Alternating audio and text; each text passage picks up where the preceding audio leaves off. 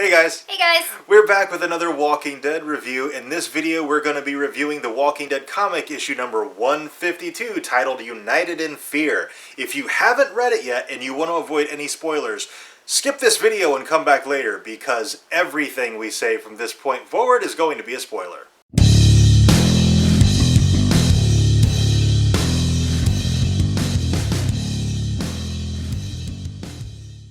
Wow. Yeah. What an amazing issue. This is, I feel like this is what 150 should have been. Yeah, this is much more fulfilling than 150 was. Yes. Wow.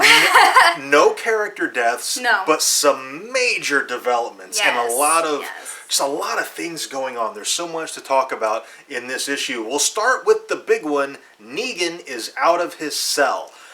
Not going to say he escapes, because I don't think he did. No, I don't think so either. Negan, see, Brandon goes down there and he's like, "You're the only person who hates Rick Grimes as much as I do." Negan does. I don't think he hates Rick. No. I think he enjoys Rick.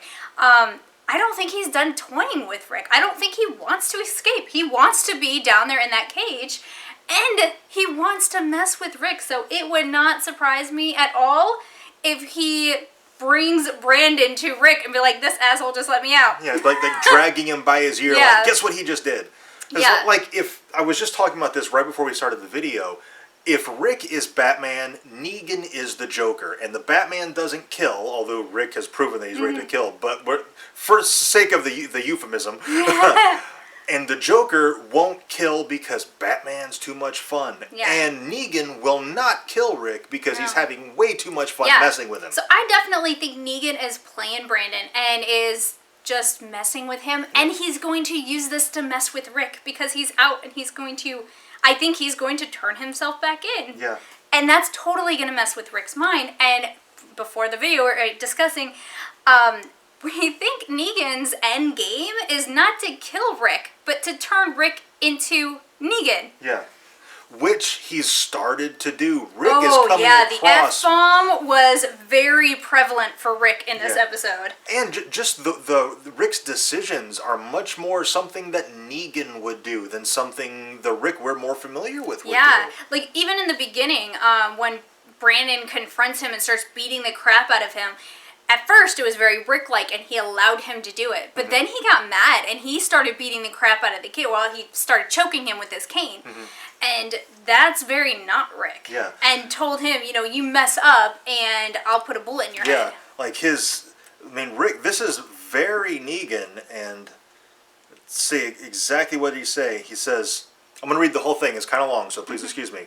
"You think I don't know about you? How you tried to hurt my son? You hit him in the head with a brick, you fucking idiot. And your fucking idiot parents tried to help Gregory kill Maggie.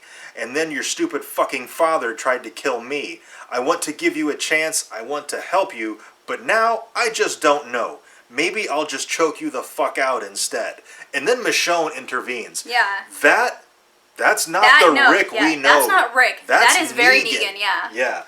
And so I think, Negan's endgame is definitely to turn Rick into Negan, to corrupt him. And I think Rick is well on his way to being corrupted. Yes. Whew! All right. All right, now that Negan's out of the way. Other major developments in this issue. Of course, last issue, somebody called Eugene on the radio, and the issue begins with Eugene continuing that conversation. And I think Eugene's getting played. Yeah, I think so too. And for he is very, very smart. He's not people smart. No, he is not people smart. He doesn't have street smarts, and I think he is being played. The person is giving just enough information to manipulate him into giving up more information such that his group contains 50 people. And just the way he's phrasing it, like, we really can't trust each other, so we got to keep our cards close to the vest, which then makes Eugene open up. Like, this guy's a master manipulator, whoever is on the other end of this or on the other of the radio. The thing that really stood out to me, though, is that he tells Eugene that he's like, all right, we're gonna, I'm gonna try to contact you every time, this day at every time, or every day at this time. You don't have to answer, but if anybody else answers, then our trust is broken. And that's because he's found a patsy in Eugene, and he doesn't want anybody else talking to him. And not only that, it prompts Eugene into saying, okay, I just won't mention this to anybody else. Yes. And as soon as I read that, I was like, oh no, Eugene, no, you need to tell people. Yeah. I mean, they don't need to speak, but they can be there when you're talking. You need to at least tell you. Rick, Eugene, he's in charge. You got to tell the guy in charge what's going on. Yeah. Now, I don't think this is the Whisperers. No, I don't think it is either. this is going to be the next big bad. Yeah. And that it's just kind of lead, because we're almost to the end of the Whisperers. This arc is starting to kind of wrap itself up. And I think this is going to be the next big bad that's introduced. I think this is going to be a slow build to the next big bad, but I agree, this is probably the next big bad. Maybe there's like another Negan-like character out there. Yeah. Or just another community that's struggling and wants what they have. Yeah. I don't know how long they're going to take to wrap up the Whisperer's arc, because Rick is just starting to build his army. Yeah. I feel like there's probably another 8 to 10 issues to really wrap this up. But I think this is the long game to introduce the next big bad. Yeah, because if you do these radio conversations, just, this was, what, like 1-2 pages? Yeah. 3 pages. There was 3 pages worth of the radio conversation. So, if they do, between 1 and 3 pages in every issue, that's not really a whole lot to build up to. It won't feel so drawn out. Like, it's a good amount. Also in this issue, Dwight's leadership comes through loud and clear. He's training Gabriel how to shoot, and he actually says, I'm not sure about this one, because what's going to happen when he realizes I'm training him to kill the living by killing the dead. Yeah. And then it cuts to, that's a TV term, whatever. it cuts to Gabriel asking God for forgiveness for killing the dead. Yeah. And so he's not coping well with doing this. So what's going to happen when Gabriel is asked to kill the living? Yeah, I see a metamorphosis coming for Gabriel, where his definition of religion, I think, is going to change, because it just can't be the same as it was. Mm-hmm. First of all, because even though they're dead, he's still killing them, and they're still walking around, so it still feels like murder to him, and it's not anymore. So I think he is going to have some sort of metamorphosis, but I kind of want him to pull through, because he's starting to kind of step up a little bit in the show, and I really want that to kind of come through in the comic, where he steps up and he's able to improve as a character and be helpful. Very much in the background in the comic for a very long time. Yeah. So it would be nice to see him kind of push to the forefront and really come into his own the way he has begun to in the show. Yes.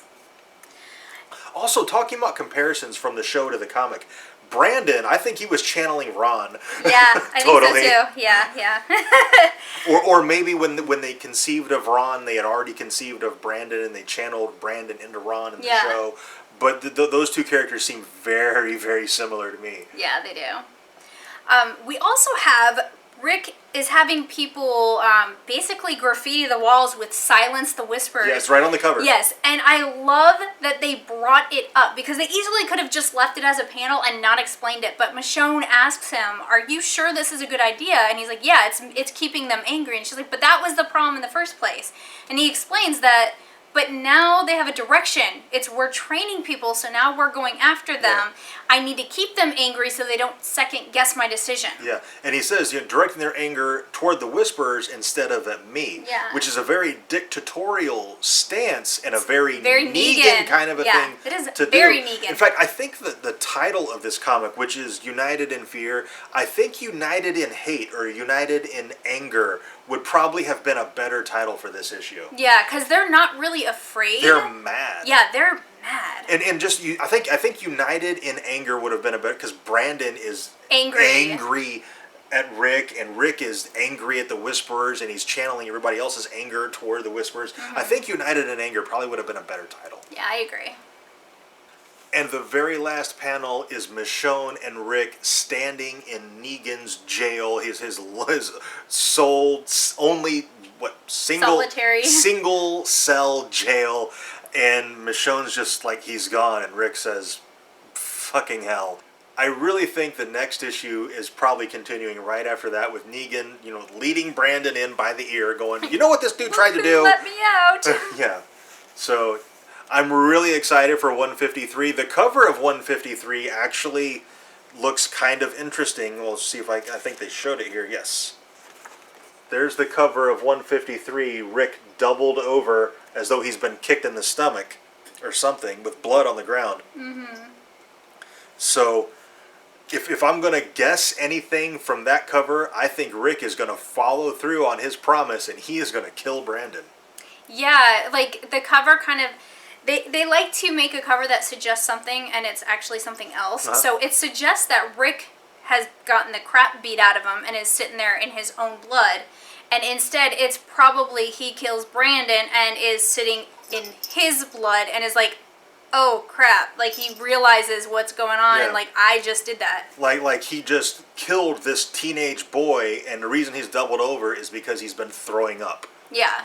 Because he's disgusted with himself and he's made himself ill, physically ill. Yeah. That's my theory on the cover for 153. Now I can't wait because I want to see I'm if we're right. so excited. This was a great issue. Would love to know what you thought of it if you've read it or if you just watch our reviews. Let's talk about it. This will be a really fun issue to talk about it. So let's get the conversation going in the comments. Also, if you enjoyed this video, and we really hope you did, be sure to tell us by clicking that like button and subscribe for more reviews. And thank you very much for watching, and we'll see you next time.